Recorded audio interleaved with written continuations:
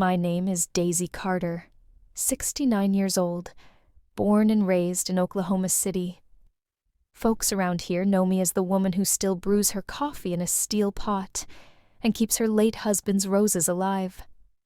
My life's quiet, until the morning.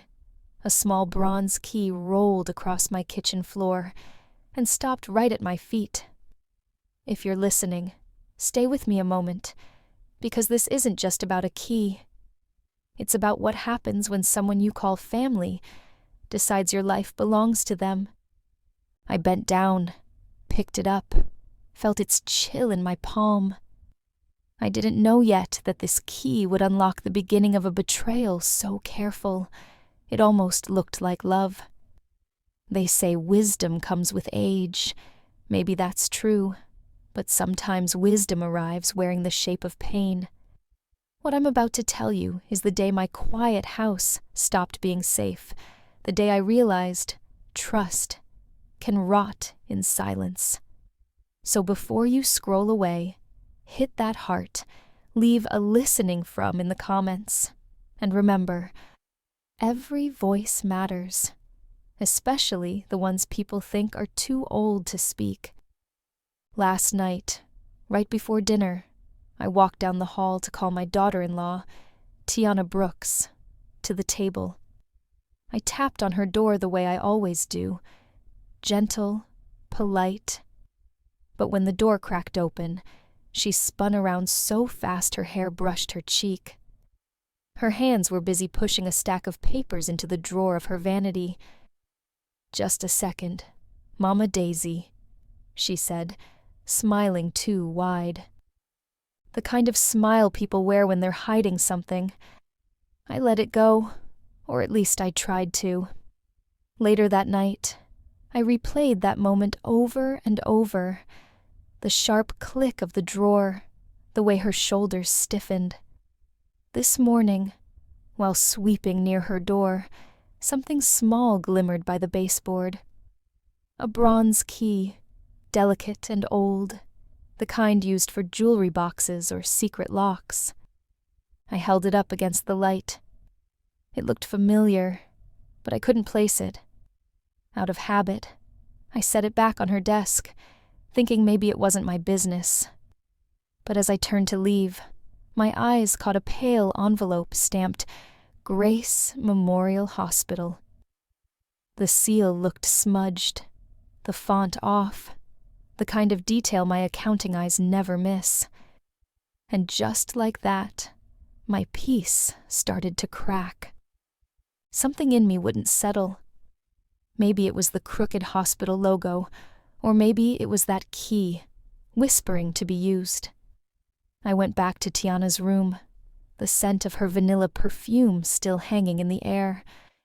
Her vanity sat there neat as a showroom piece. Too neat. I ran my fingers along the carved wooden edge, and there it was. A tiny, uneven seam, almost invisible. The key slid in smooth. Click.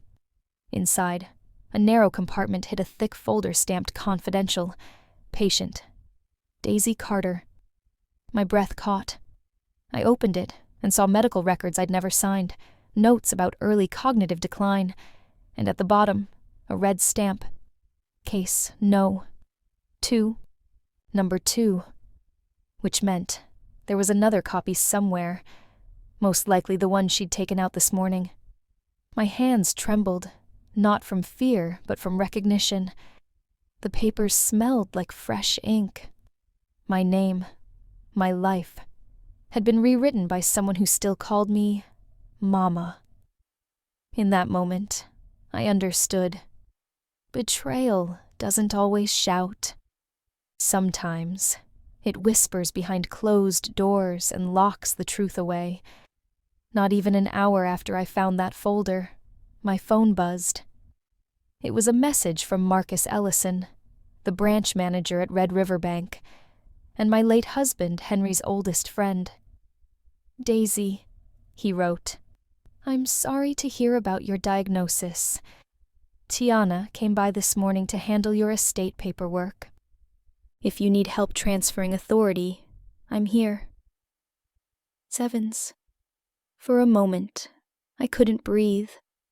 Diagnosis. Estate paperwork.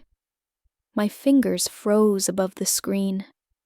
The chill that started with that bronze key now ran straight through my bones. I typed back, steady but sharp. Marcus, meet me tomorrow. I need to see every document she brought. Sevens, he replied within seconds. Of course. And Daisy, be careful. Seventh. I set the phone down and stared at the wall. The woman I'd welcomed into my home, the one who called me Mama over Sunday dinners, had walked into my bank that very morning pretending I was no longer in my right mind. I wasn't broken. I was awake. And I knew one thing for sure. This war would be fought with proof, not tears. The next morning, Oklahoma's sky wore that hard kind of blue that usually means trouble's coming. I drove downtown to Red River Bank, the same place where Henry and I opened our first joint account 40 years ago. The brick building still had his favorite oak tree out front, its roots pressing through the sidewalk, like old hands refusing to let go. Inside, Marcus Ellison was waiting near his glass office, his tie loosened, his face tight. When he saw me, his eyes softened with something between concern and disbelief. Daisy, he said quietly, I didn't think you'd come in yourself. Tiana said you were resting. Sevens. I set my purse on the table and pulled out the file marked Case No. 2. Marcus, I said, you know me. Have you ever known me to rest when someone's stealing my name? Sevens. He exhaled slowly, then opened his drawer. Out came another folder. My folder. She brought this in yesterday, he admitted. She said your doctor advised full guardianship. The signature looked real enough. Sevens. I slid my glasses down and placed both sets side by side. Fonts didn't match. Ink bled unevenly, and the medical code line, ICD-10-NA, was blank. Amateur work. Henry would have laughed at this, I murmured. He always said, if you're going to lie, at least use the right form. Sevens. Marcus gave a short, humorless chuckle. Then his tone shifted, professional but firm. You want me to freeze everything tied to your name. Sevens. Every penny, I said. And log who touched these records. Time, initials, everything. We'll need it. Sevens. He nodded, fingers flying across the keyboard. The rhythmic tapping sounded like justice taking shape, one keystroke at a time. When we finished, I felt the first calm breath in days. Outside, sunlight hit the glass, and for a moment I saw my reflection, not a fragile old widow, but a woman, ready to fight in silence. If you're still with me, tap that heart and tell me where you're listening from. Because this story isn't just mine. It belongs to anyone who's ever had to prove they're still standing. Marcus turned his monitor toward me. The blue light washed across his face as he began typing a transaction log. Every timestamp, every user ID, every file Tiana touched. Watching those lines appear felt like watching a lock click shut on the door she'd tried to walk through. He printed out 2 copies of the incident report and handed me one. This isn't the first time I've seen family pull something like this, he said quietly. But it's different when it's someone you shared a table with. Sevens. I nodded. That's what makes betrayal such an expensive habit. It always costs more than money. Sevens. While he uploaded the forms, I laid out the second file I'd found, the one from Tiana's drawer, and pointed out details only a trained eye would catch. duplicated page numbers, mismatched watermark, and a forged signature missing the little upward curve Henry used to tease me about. "You sign like you're lifting a bird off the page," he used to say. Marcus raised an eyebrow. "You still got that bird in you, Daisy." "Sevens. Maybe," I said. "But today, she's a hawk." "Sevens." He laughed softly, but the seriousness never left his eyes. Once the freeze order was finalized, he called in a teller to witness and co-sign. I watched each step. Name, time, initials. No emotion. Just order. When it was done, Marcus leaned back. "You're secure for now. But if she's already this deep, she won't stop easy." "Sevens." "I'm counting on that," I replied. "The more she moves, the more footprints she leaves." "Sevens." He smiled. A small, proud smile that looked a little like Henry's. I tucked the papers neatly into my leather folder, sealing the first piece of my armor. Outside, Oklahoma's wind carried that dry, electric scent before rain. It wasn't over. It was only organized.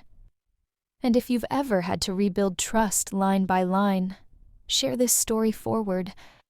Someone else might need to learn how to turn pain into paperwork. Driving home from the bank, I kept hearing Henry's voice the way it used to echo through our old office downtown. "Baby," he'd say, "never sign a thing if your heart feels uneasy. Ink can trap you faster than a cage." Sevens.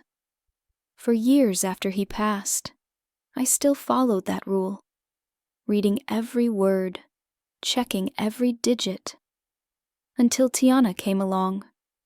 She made it easy to forget that caution had ever kept me safe. At first, she'd help with small things, renewing insurance, paying the electric bill. She had that calm, patient way of talking that made me feel silly for double-checking. Then one day, she said, "Mama Daisy, let me handle your mail. I'll sort what's important." It sounded kind, ordinary. But that was the moment the air in my house began to change. Letters stopped coming. Passwords got updated. Little freedoms slipped away under the warm light of family dinners. I told myself it was love. It was convenience. Maybe it was loneliness. Now, looking back, I see it clear as daylight on those bank windows. Control doesn't always arrive shouting orders. Sometimes it knocks softly and says, "Let me help you." Sevens. My reflection in the windshield looked older than I remembered, but sharper too. Age doesn't steal your strength. It refines it. And that day, I promised Henry in my heart, if she wants a war, I'll fight it with silence and proof, not rage and noise. When I parked in front of the house, I didn't feel weak anymore. I felt prepared. Every lie Tiana had wrapped in sweetness, I would unwrap with evidence. If you've ever woken up too late to see someone's real face, don't blame yourself. Just start watching closer. Because that's where power begins. In paying attention. That evening, I sat at my kitchen table with a legal pad, a cup of black coffee, and the kind of calm that only shows up after heartbreak. The air smelled like rain and old paper. I drew 3 lines across the page and titled them Proof, Law, Family. My 3 fronts. My quiet war. First front. Proof. I called Marcus again, asked him to print every digital trail, email submissions, timestamps, and security footage from the branch. "You're building a wall of evidence," he said. "No one climbs out of that." Sevens. Second front. Law. Next, I phoned Auntie Rae Johnson, the retired attorney who taught Sunday school at New Hope Baptist. She'd helped half the neighborhood with their wills and divorces. When she answered, I didn't waste words. Rae, I've got forged medical records, and a daughter-in-law bold enough to sell them as truth. Sevens. Her voice stayed calm. Then we don't argue, baby. We document. Silence is your courtroom before the real one. Sevens. Third front. Family. The hardest line on the page. Malik, my son. The boy I raised to speak truth, now too quiet beside his wife. I wrote his name slow, steady. He needed to choose, not between women, but between right and wrong. I labeled each column with a date, a goal, and one small reminder.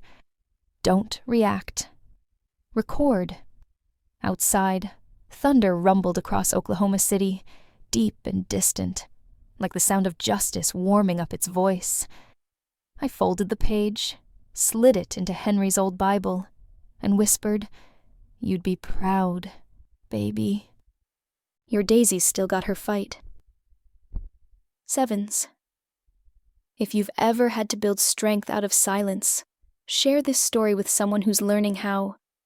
Sometimes survival isn't loud. It's written in neat, dated lines on a yellow notepad. When I got home that evening, the house felt too still. You know that kind of quiet that doesn't mean peace. It means someone's waiting for you to speak first. I pushed open the front door, and there she was, Tiana, standing by the dining table, pretending to wipe dust off the glass vase she'd already cleaned twice this morning. Her eyes flicked toward me, quick and nervous. "Mama Daisy," she said, with a brightness that didn't match her trembling fingers. "Did you happen to see a little bronze key anywhere? I think I dropped it while cleaning." Sevens. That word, key, hung between us like smoke. I set my purse down, calm as a cat on a warm porch. A key? Can't say I did, I replied, my voice even, the kind of tone Henry used when he was about to call someone's bluff. I walked past her, slow, to the coffee maker. The air smelled faintly of lemon polish and nerves. Behind me, I heard her swallow hard, then the faint creak of a drawer sliding open. That was when I pressed the tiny recorder hidden in my sweater pocket. Just a soft click. She wouldn't notice. It sounded like a coin hitting the counter. Tiana kept talking, too fast now. "Marcus from the bank said he might need my help tomorrow, just to confirm your details, you know? I told him you'd be resting, so I'd stop by for you." Sevens. "Resting," I repeated. "How thoughtful." Sevens. Her smile twitched, then steadied. "Well, someone has to keep things organized." Sevens. I turned around, met her eyes. "You're right. Organization's important." I let the silence stretch until it became uncomfortable, then added, "especially when it involves other people's lives." Sevens. Her hand froze mid-air, holding a napkin. For a moment, the act slipped. I saw something sharp behind her polite expression. A flicker of fear, or maybe guilt. She turned away, mumbling something about dinner, but I didn't follow. I watched her shoulders tighten as she disappeared down the hall. I replayed her words in my head, resting, helping, confirming details. They weren't slips of the tongue. They were a plan being tested. She wanted to see if I'd bite. Not tonight. I poured myself a cup of coffee, took the first slow sip, and smiled. Not the way a fool smiles when fooled, but the way a hunter does when she's just found the trail. If you've ever had someone smile at you while building your downfall, you know that stillness. that dangerous calm before the next move. Stay close. This story's only getting warmer. The next morning, I drove across town to New Hope Baptist Church, the same church where Henry and I got married 50 years ago. The paint was peeling a little, but the bell still rang true. Inside, sunlight filtered through the stained glass windows, scattering blues and golds across the pews. It felt like walking back into my own backbone. That's where I found Auntie Rae Johnson, sitting behind her cluttered desk in the small legal aid office, tucked behind the choir room. Her hair was silver and braided, her glasses hanging from a gold chain. When she looked up, her eyes read me faster than I could speak. "Child," she said softly, "who's been stirring your peace?" "Sevens." I laid the forged medical file on her desk. "My daughter-in-law's trying to put me under guardianship. She faked my doctor's report and took it to the bank." Marcus froze the accounts, but this isn't over. "Sevens." Rae didn't look surprised. She'd seen it all. Sons forging wills, nephews taking houses, sweet-talking spouses turning cruel when money showed up. She adjusted her glasses, flipped through the pages, and nodded. "The ink's too fresh, and the doctor's license number doesn't match the state register. That's felony territory. Daisy." "Sevens." I sat down across from her, feeling the weight of that word, felony, settle in my chest like a thundercloud. "So what do I do?" "Sevens." She reached for a yellow notepad and started writing. "First thing, you don't confront her again. You let her feel safe. The quieter you get, the more careless she'll become." "Sevens." I smiled slightly. "Sounds like you know this dance." "Sevens." She grinned back. "Baby, I wrote the choreography." "Sevens." We spent the next hour outlining a plan. Rae would contact the hospital's records department to request a written statement confirming no such diagnosis existed. I'd start a chronological log. Dates, times, screenshots, recordings, everything. Marcus would send copies of his digital logs directly to Rae's encrypted email. "Every detail counts," she said. In a courtroom, truth isn't about who cries louder. It's about who documents better. Sevens. When I left her office, the church bell rang again, echoing over the red brick street. It sounded less like worship and more like warning, a call to rise. Driving home, I looked in the rearview mirror and saw my own eyes, steady as ever. I wasn't a victim anymore.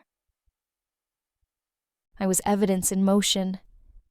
If you've ever had to pick yourself up and gather proof piece by piece, drop a heart, or share this story forward. Someone out there might need to learn how quiet strength works. That night, I called Malik, my only son. I didn't text or leave a voicemail. This kind of talk needed eyes, not emojis. When he walked in, the air in my kitchen shifted. He looked tired, the way people do when they've been trying to live two truths at once. He kissed my cheek out of habit and sat down. "Mama, Tiana said you've been stressed lately. She's worried you might be." Sevens. I stopped him right there. "Say it." Sevens. He hesitated. "Forgetting things." Sevens. I let the word hang in the air, sharp as a nail. Then I opened the manila folder and slid it across the table. Inside were 2 sets of medical papers, the real and the forged, side by side. I'd marked the differences in red pen: missing seals, wrong date formats, fake physician ID. He stared down at them, jaw tightening. "Where did you get these?" Sevens. "From your wife's vanity. I said evenly. And this, I tapped the phone screen, is a message from Marcus at Red River Bank, confirming she filed the other copy under my name yesterday morning. Sevens. Malik's throat moved, but no sound came out. He rubbed his temples like the truth itself hurt to look at. Maybe she just misunderstood. Sevens. Misunderstood. I cut in gently, not cruelly. Malik. She forged my doctor's signature. That's not confusion. That's calculation. Sevens. He leaned back, hands covering his face. Mama, she said you've been anxious, that you asked her to take care of the bills, because you didn't want to handle paperwork anymore. Sevens. I smiled sadly. That's the oldest trick in the book. Make the one who sees clearly doubt their own reflection. Sevens. He didn't answer. The clock ticked between us, steady and merciless. Finally, he whispered, I just wanted peace in the house. Sevens. Peace without truth is just quiet before disaster, I said. I stood, walked to the counter, and poured 2 glasses of water. Malik, I'm giving you 24 hours. Either you look into this yourself, or you let her write me out of my own life. But if you stay silent, that silence becomes your signature on her lie. Sevens. He looked up, eyes wet but still proud. Mama, I don't want to choose. Sevens. You already have, I said softly. When he left, the door closed so gently it almost broke me. But grief's not the same as weakness. It's the echo that keeps you moving. If you've ever watched someone you love stand on the wrong side of truth, don't beg, document. Because sometimes love comes back only after the evidence does. That night, the house smelled like rain and unfinished business. I sat at the kitchen counter, staring at the neat little pile of documents I'd built. Proof, logs, and recordings. But evidence means nothing if you can't catch the snake in motion. So, I decided to make her move. I printed a clean copy of the hospital's verification letter, the one Auntie Rae had sent over that afternoon. Black ink, official letterhead, clear as gospel. Then I left it just slightly visible on the kitchen table, angled toward the light, so anyone passing by would notice. Next, I unscrewed the cap of the old spice jar Henry used to keep paprika in, and slipped a tiny camera inside. The lens peeked out through the mesh holes. From the living room, it looked like any other jar on a cluttered shelf. But from my phone, it became a window into the truth. Around 10 p.m. I turned off the lights and pretended to go to bed. The house creaked and settled like it always did. Then, soft footsteps. The kind that stop every few seconds to listen. Through my phone screen, I watched Tiana step into the kitchen wearing her satin robe, her hair tied back tight. She scanned the table, saw the envelope, and froze. For a long moment, she didn't move, then reached out, lifted it carefully, and read. Her face hardened. She pulled out her phone, snapped a photo, and whispered, "We might have to move sooner." A pause. Then she said, "Yeah, plan B." Sevens. My stomach tightened. I didn't know who she was talking to, but I didn't need to. That voice, low, steady, practiced, wasn't panic. It was control. She slid the letter back exactly as she'd found it, then left. The camera caught everything. Her face, her words, the timestamp glowing red in the corner. I sat there in the dark, barely breathing. When the door to her room clicked shut, I whispered to no one. "Thank you, Henry." The house finally talks back. Sevens. I uploaded the clip straight to the encrypted drive Rae had set up. The video shimmered on the screen like quiet lightning. Evidence alive, breathing. They say revenge is a dish best served cold. I say it's better served recorded. If you've ever been underestimated, remember this. Silence isn't surrender. Sometimes it's just the sound of you loading your proof.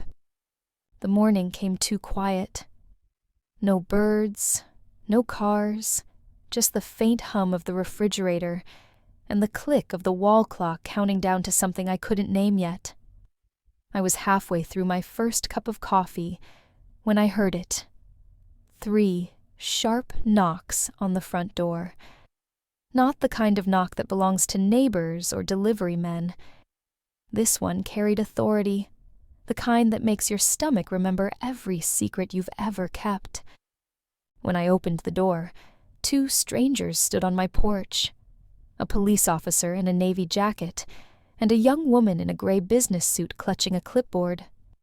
Both wore polite smiles that didn't reach their eyes. "Mrs. Daisy Carter?" the woman asked. "I'm Karen Willis from Oklahoma Adult Protective Services. This is Officer Peters.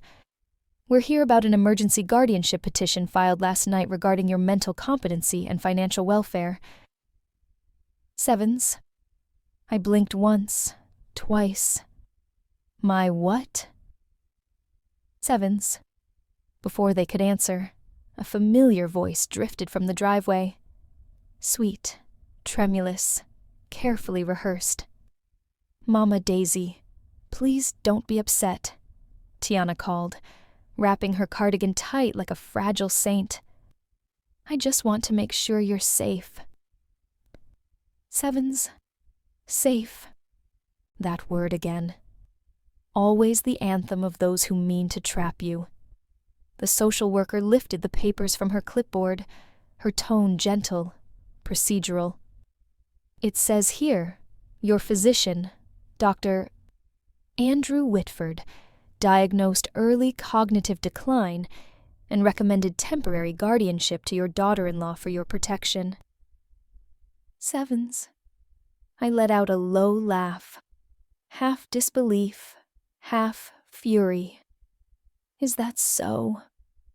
Because I've never met any man named Whitford, and I assure you, my brain still remembers more numbers than your computer. Sevens. The officer shifted awkwardly.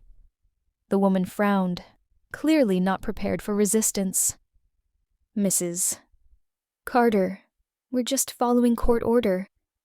You can come with us for evaluation." Sevens. I stepped aside and gestured toward the living room. "Then by all means, come in. Let's do this properly." Sevens. They hesitated but entered. I noticed Tiana lingering by the mailbox, pretending to cry, glancing up just enough to see if her plan was working. I didn't flinch. Inside, sunlight poured through the blinds, spilling across my family photos on the mantel. The light caught the camera hidden in the spice rack. Its red LED blinked once, recording everything. "Would you like some coffee?" I asked sweetly, setting down my cup. I always think better with caffeine. Sevens. The young woman hesitated, maybe realizing this wasn't the frail old lady she'd been briefed about. "That won't be necessary," she said, voice trembling just a little. "Suit yourself," I replied, sitting down calmly. "Now, let's see those papers you brought." Sevens. If you've ever been cornered in your own home, remember, fear makes noise, but truth stays quiet. And that morning, I decided, if they came with lies, I'd answer with evidence.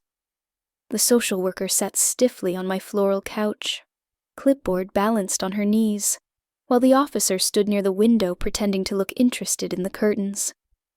Outside, Tiana lingered in the driveway, her hand pressed to her forehead in an exaggerated show of distress, like she was auditioning for a daytime drama. Mrs. Carter, the woman began gently. The court granted a temporary order based on the physician's report. We just need to verify your condition and assess your safety before any legal adjustments. Sevens.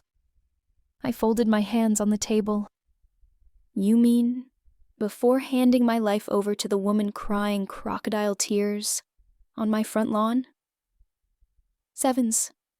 Her pen paused midair. We're not accusing anyone, ma'am.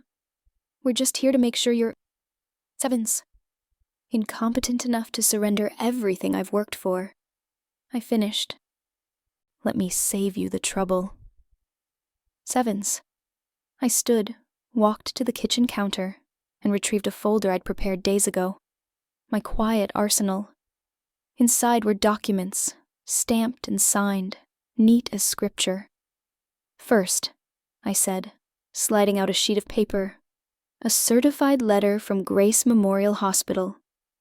The only diagnosis I have is mild arthritis.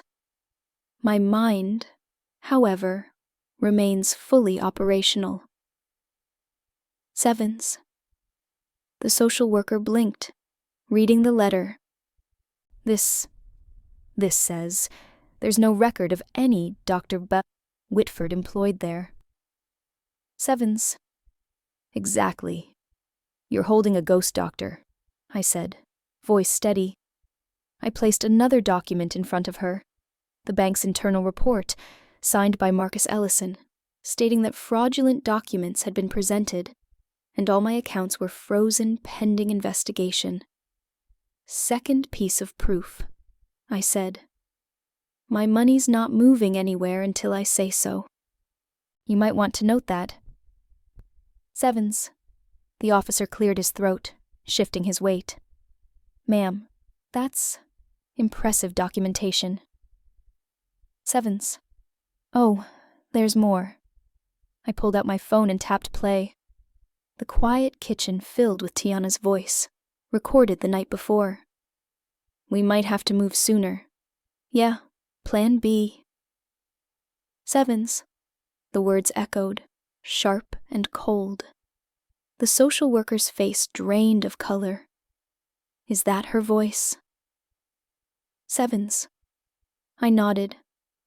You tell me. Sevens. The officer exchanged a look with her, then murmured, We might need to verify this with our legal department. Sevens. Please do, I said sweetly. Take your time. I'll be right here, in my legally owned house, drinking legally brewed coffee. Sevens. I leaned back in my chair, crossing my arms. See, the thing about truth is, it doesn't panic. It waits. And it documents. Sevens. The woman finally spoke, voice quieter now. Mrs. Carter, I think it's best we suspend the petition until we review this evidence. Sevens. Smart choice, I said. Justice moves slow, but she hates being rushed by lies. Sevens. As they left, the camera light blinked again, catching Tiana's face as she realized her plan was slipping. Her fake tears dried the instant she saw their empty hands. If you've ever been underestimated, remember this. Calm isn't weakness. It's precision waiting to strike. The moment the door shut behind the social worker, I reached for my phone. My hands weren't shaking. They hadn't in a long time. I scrolled to Auntie Rae's number and pressed call. She picked up on the second ring, her voice calm as Sunday morning. Talk to me, baby. Sevens. They came, I said. Police, social worker, the whole parade. Tiana's behind it all. Sevens. Rae didn't sound surprised. And what did our little actress do? Sevens. She cried on my lawn while they waved fake papers in my face. Sevens. A soft laugh slipped through the receiver. Lord, I love how they always underestimate black women who can read their own contracts. Sevens. I showed them everything, I continued. The hospital letter, Marcus's report, the recording. They're spooked now, but I want this done officially. Let's make them choke on the truth. Sevens. There was a pause, then the sound of pages flipping. You free this afternoon? She asked. I'll send over Nurse Lydia from the clinic. She can run a cognitive assessment right in your living room. We'll have witnesses. Legal, clean, airtight. Sevens. I like airtight, I said. It's hard for snakes to breathe in it. Sevens. By 3 p.m. The knock came again. Gentler this time. Lydia, a middle-aged nurse with kind eyes and sharp instincts, stepped in carrying a small clipboard. Rae briefed me, she said. We're doing this quick and proper. Sevens. The officer and the social worker had returned too, apparently instructed by Rae to witness the process. Even Tiana appeared, hovering by the door, her hands wringing the strap of her purse like she was praying for a miracle. I sat on the couch, posture straight, hair brushed back, wearing my best pale blue house robe. Lydia began the test. Dates, names, counting backward, memory recall. I answered each one with clarity and calm, my tone never breaking. Spell world backward, Lydia asked. DLROW, I replied without missing a beat. Want me to do it in French, too? Sevens. The social worker tried to hide her smile behind the clipboard. When it was over, Lydia set down her pen. Perfect score. Mrs. Carter's sharper than my morning coffee. Sevens. I looked directly at the social worker. You might want to file that with the court. Just so we don't waste any more taxpayer money. Sevens. She nodded, cheeks red. Yes, ma'am. We'll amend the report immediately. Sevens. Tiana turned toward me, mouth opening like she wanted to protest, but no sound came. Her eyes darted from me to the nurse, then to the officer, realizing every second of her performance was crumbling in front of witnesses. I stood, slow and steady. Next time you try to bury someone, baby, I said softly, make sure they're not still breathing. Sevens. The officer cleared his throat. Ma'am, I think that's the end of this matter. Sevens. Oh no, I said, smiling thinly. This is just the intermission. Sevens. If you've ever had to prove you're still sane to the people who tried to erase you, remember, the best revenge is documentation under daylight. By the time they left my porch, the late afternoon light had turned the sky gold. I watched the patrol car roll down the street, while Tiana stood on the sidewalk, her phone pressed to her ear, her face tightening by the second. She was probably calling whoever helped her forge those papers. But what she didn't know was that, at that very moment, I was recording every step toward her downfall. I went back inside, locked the door, and took a deep breath. The air was thick with the smell of old wood and justice on its way. I poured myself another cup of coffee and opened my laptop. A new email blinked on the screen. From Marcus Ellison, subject line. You'll want to see this. Sevens. When I clicked it, a video file loaded. Surveillance footage from Red River Bank, timestamped 9:43 a.m. The camera zoomed in on the teller's desk. Tiana in her cream suit, her perfect hair pinned tight, sliding a folder across the counter. Her voice was clear, smooth, confident.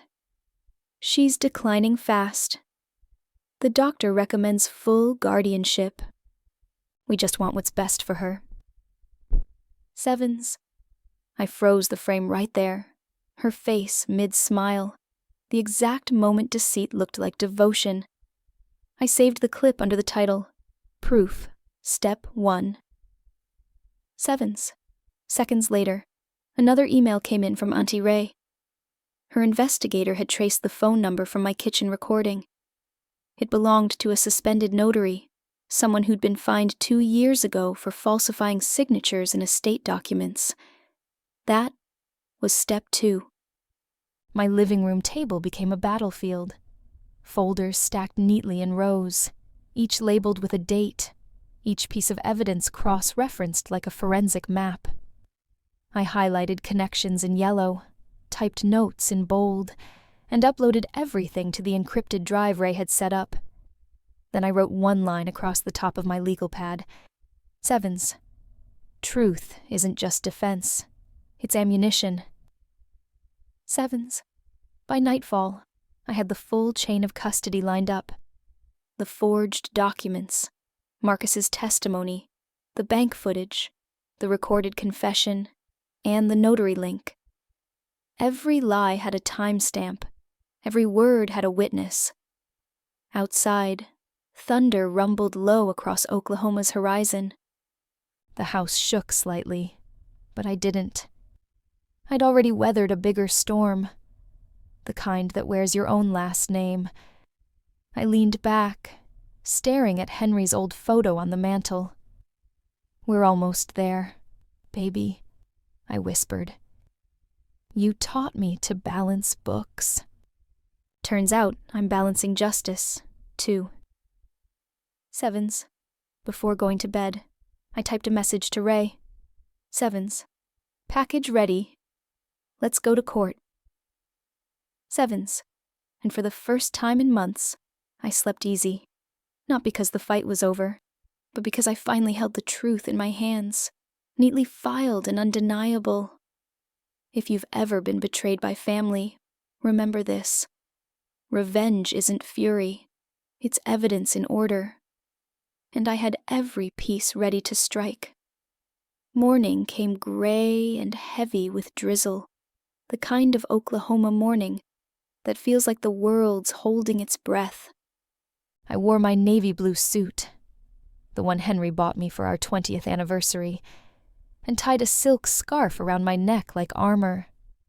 The Belmont County Courthouse stood ahead, tall and quiet, smelling faintly of rain and stone. Inside, the fluorescent lights buzzed softly, and the air was cool enough to raise goosebumps. Auntie Rae walked beside me, carrying the evidence file like a preacher holding scripture. "You ready, baby?" she whispered. "Been ready," I said. Just waiting for the world to catch up. Sevens. When the clerk called Carter versus Brooks, my heart kicked once, then steadied. The courtroom wasn't crowded, just a few locals, curious faces, and the sound of someone's pen tapping in the back row. Tiana sat at the defendant's table, dressed in beige, her expression polished, but her hands restless in her lap. Her lawyer whispered to her, but she didn't meet my eyes. For the first time, she looked smaller than her lies.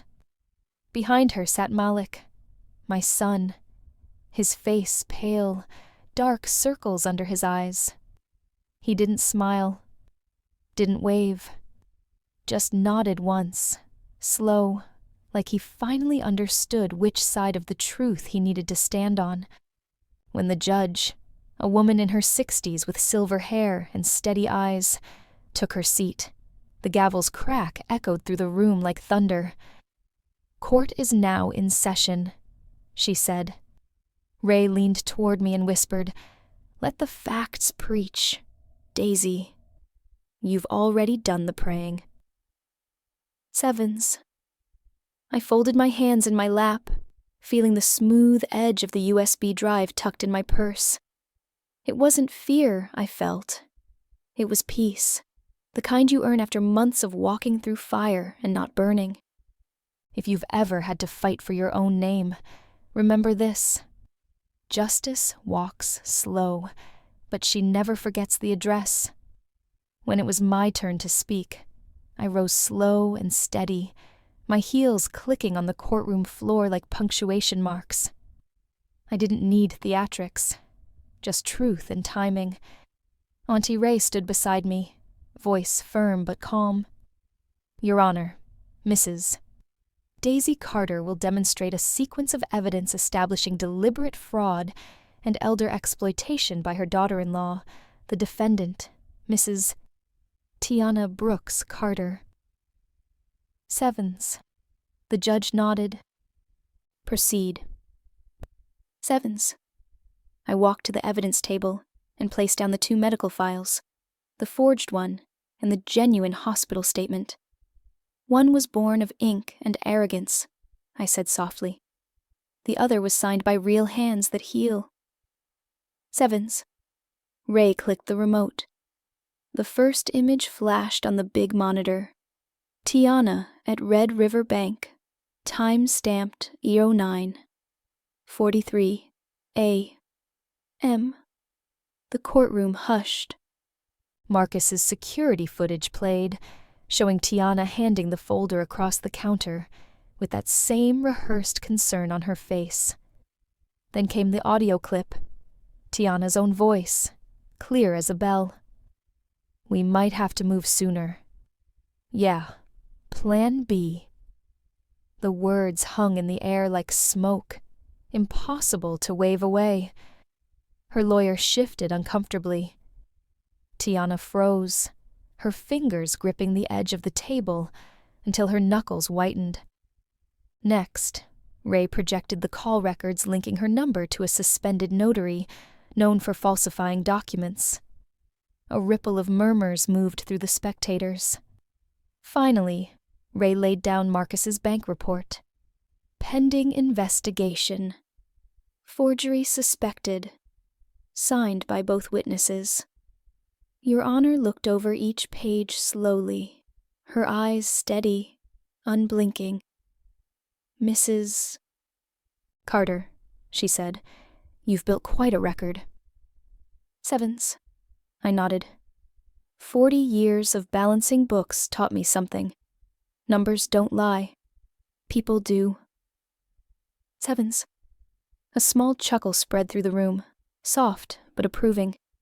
Even the judge smiled.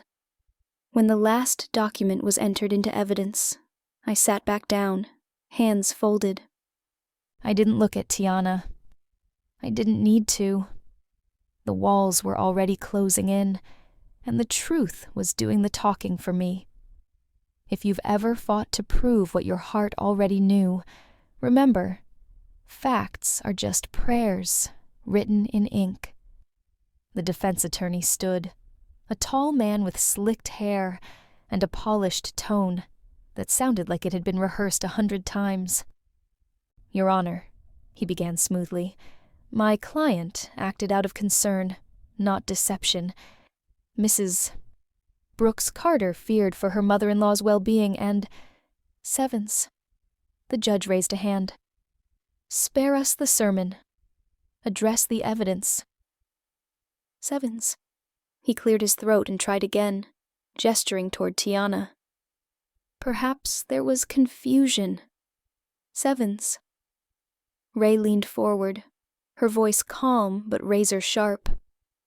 Confusion doesn't print a fake doctor's letterhead, sir. Confusion doesn't wire money to a suspended notary. Sevens. A hush swept across the courtroom. Tiana fidgeted in her seat, then blurted out, I was just trying to help.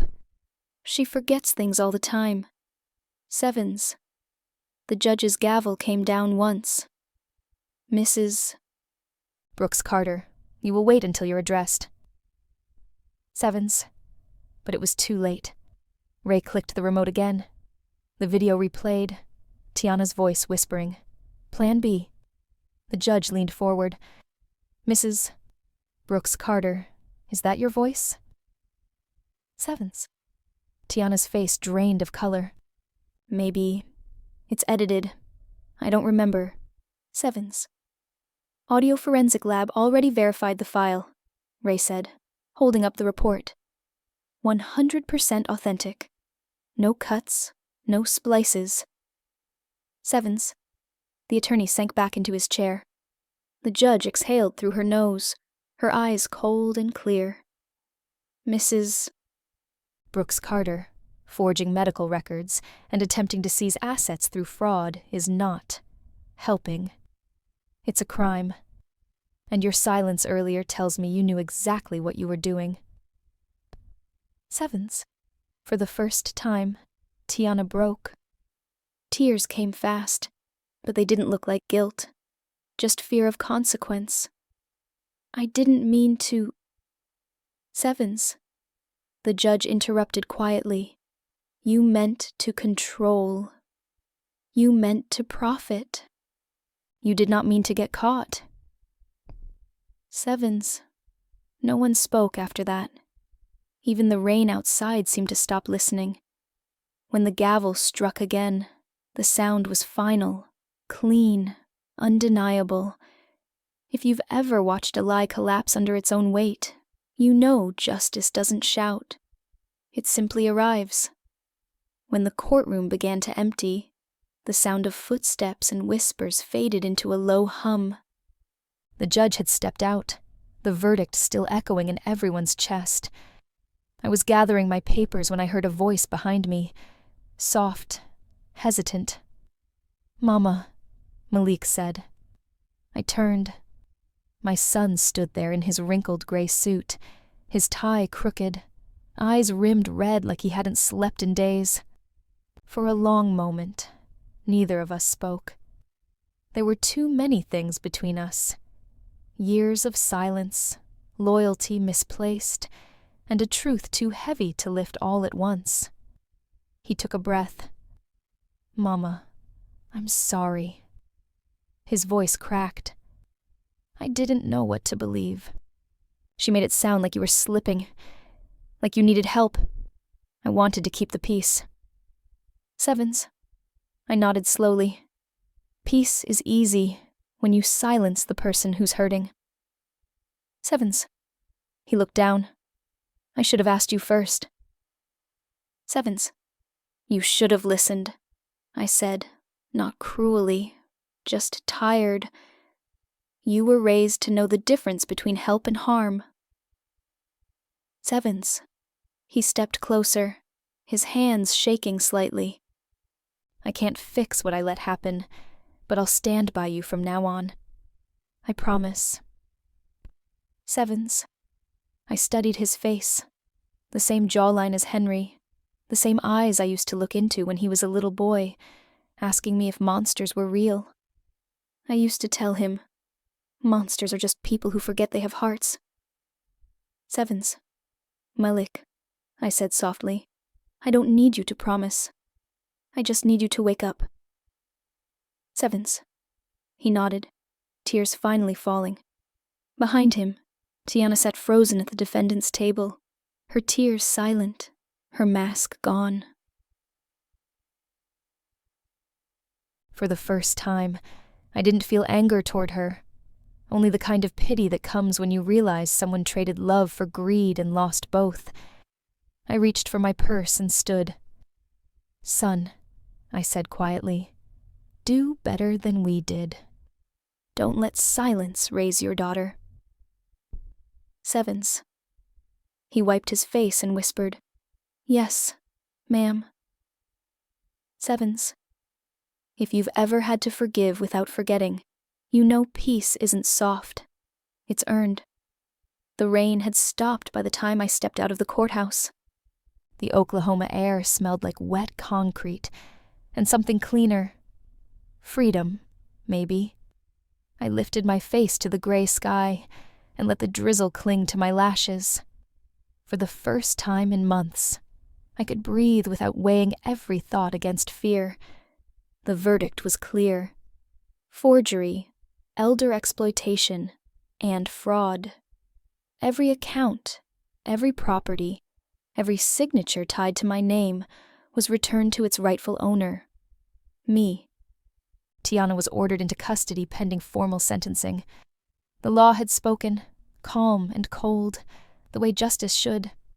As we walked down the steps, Auntie Rae squeezed my hand.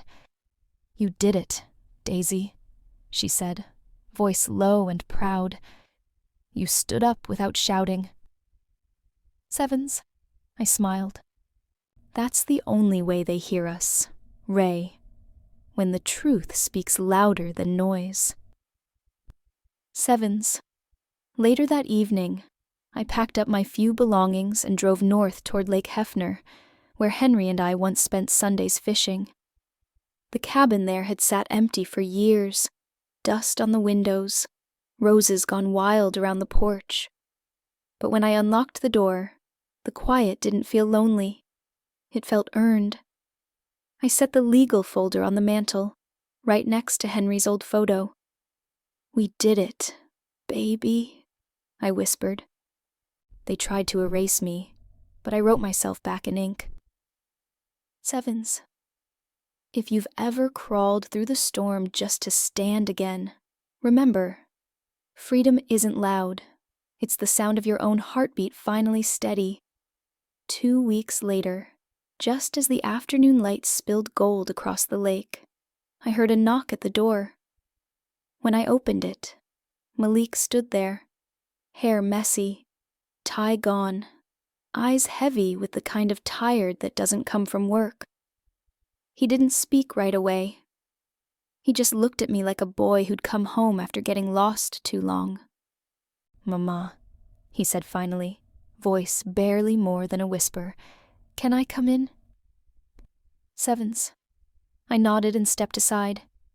He sat at the kitchen table, where Henry once taught him how to balance a checkbook. The silence between us felt wide, but not impossible. "Mama," he said, "I can't undo what happened. I believed her because it was easier than facing you. But I want to do right now. For you, for Naomi." Sevens. Hearing my granddaughter's name softened me. "That little girl's got your father's eyes," I said. "Make sure she learns to use them better than we did." Sevens. He smiled, small, but real. "She already asks about you every day. Says she wants to grow up strong like Grandma Daisy." Sevens. I laughed, quiet and broken in the best way. "Then tell her strength isn't born. It's built, one hard day at a time." Sevens. Malik nodded. "Can I come visit? Help with the garden?" Sevens. "Only if you listen while you dig," I said. "Forgiveness doesn't mean forgetting. It means choosing peace with eyes wide open. If you've ever rebuilt love after betrayal, remember, healing doesn't erase the cracks. It makes room for light to shine through." A few months later, I found myself standing on a small stage inside the community hall in downtown Oklahoma City. Behind me hung a simple banner, the Carter Fund for Elder Dignity. Nothing fancy, just black letters on white cloth, stitched by the women from New Hope Baptist Church. The room was full of familiar faces, widows, church ladies, retired teachers, women who'd spent their lives holding families together, only to find out someone had quietly taken what was theirs. They weren't weak. They were tired of being silent. I adjusted the microphone, the hum echoing off the wooden walls. "People think aging means losing power," I began. "But truth is, we don't lose it. We just get quieter. And sometimes, quiet women are the ones who shake the ground." Sevens. A murmur of amens rolled through the crowd. I smiled, feeling Henry's spirit somewhere near, steady as always. "This fund isn't about money," I said. "It's about proof. It's about knowing your worth on paper and in your bones. Don't ever let anyone else write your story. Not your children, not your spouse, not the system. Sevens. When I finished, they stood and clapped, not out of pity, but pride. Auntie Rae hugged me tight. You turned pain into policy, baby, she whispered. I looked out over the crowd. Silver hair, strong backs, clear eyes, and thought, we've all been erased once. Never again. If you've ever felt invisible, remember this. Silence doesn't mean absence. It means gathering strength before you speak. That night, the lake was still as glass. The moon floated over the water like a silver coin someone forgot to pocket. I sat on the porch with a cup of mint tea, the papers from the foundation spread beside me, and the faint hum of crickets filling the quiet. For the first time in a long time, I didn't feel watched, doubted, or dismissed. I felt whole, the way a person does when she's walked through the fire and learned she could carry her own water. I opened my notebook and wrote the final line of my story. Sevens. Happiness isn't being loved forever. It's knowing when to stand up for yourself and walk away with your dignity intact. Sevens. Then I smiled, thinking of Naomi, my granddaughter, and all the women who'd ever been told they were too old, too soft, too slow. Maybe this story wasn't just for me. Maybe it was for every woman who's ever had to say, I'm still here. Sevens. I looked out across the dark water and whispered, Henry, I made it. I didn't win by yelling. I won by refusing to be erased. Sevens. And now I'll ask you, if someone tried to rewrite your story, would you fight to take the pen back? If my story touched you, if you believe every woman deserves to keep her own voice, hit that like button, leave a comment, share this with someone who needs courage today, and don't forget to subscribe. Because this isn't just my story. It's ours, and it's still being written, one brave voice at a time.